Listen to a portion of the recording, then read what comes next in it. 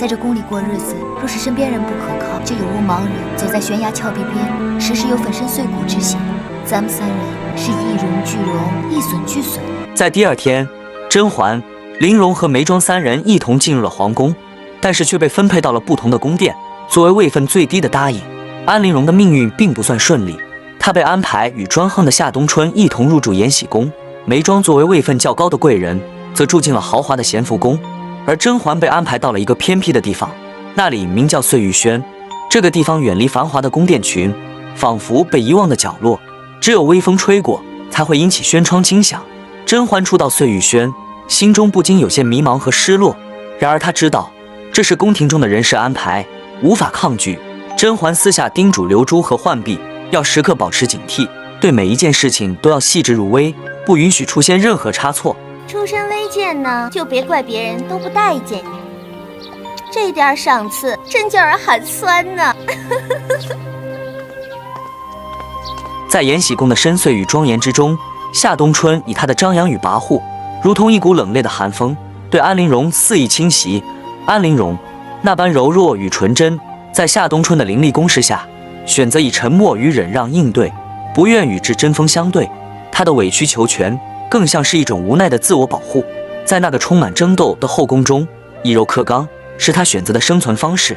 玲珑前去探望甄嬛与眉庄，三人深情相拥，共同誓言今后必定彼此扶持，坚定不移地团结在一起。他们的友谊深厚，相互间的信任坚如磐石，无论遇到何种困难，都将携手共度，共同迎接美好的未来。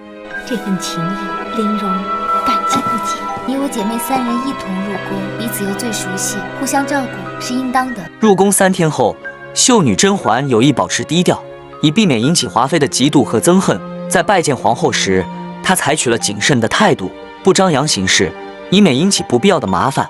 华妃存心刁难那些新人，迫使他们长时间跪在地上无法起身。然而，她却和皇后娘娘闲聊起来，全然不顾那些可怜的新人。皇后娘娘则是给了华妃足够的面子，选择了一个适当的时机让那些新人起身。这一举动赢得了众人的尊敬。沈贵人好雅气，婉常在虽然穿得简单了点儿，但是难掩姿色。皇上真的是慧眼识珠，个个都这么出众。行了，都起来吧。谢华妃娘娘。在返回的途中，甄嬛、玲珑和眉庄不期而遇地与夏冬春发生了一场激烈的争执。面对夏冬春对玲珑的恶意挑衅，甚至扬起了手掌准备打人，华妃为了树立自己的威信，采取了果断的行动。她要杀鸡儆猴，让所有人明白冒犯她的代价。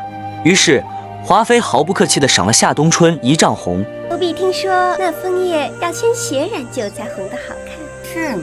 那就赏夏常在1丈红吧。这是一种极其残忍的宫刑，旨在给予犯人痛苦和惩罚。并小主1丈红乃宫中刑罚，于2寸厚5尺长的木板责打其腰部以下部位，直打到筋骨截断、血肉模糊为止。远远看上去鲜红，那颜色叫一漂亮，所以叫1丈。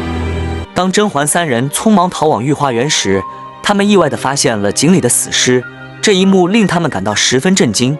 皇后在得知自己派给华妃的宫女福子被残忍地杀害并抛入井中后，又得知夏冬春被皇上赐予1丈红而变成残废，她立刻意识到华妃正在暗中与她展开激烈的较量。可怜福子一条人命也死得不明不白，更何况是个不懂事的人。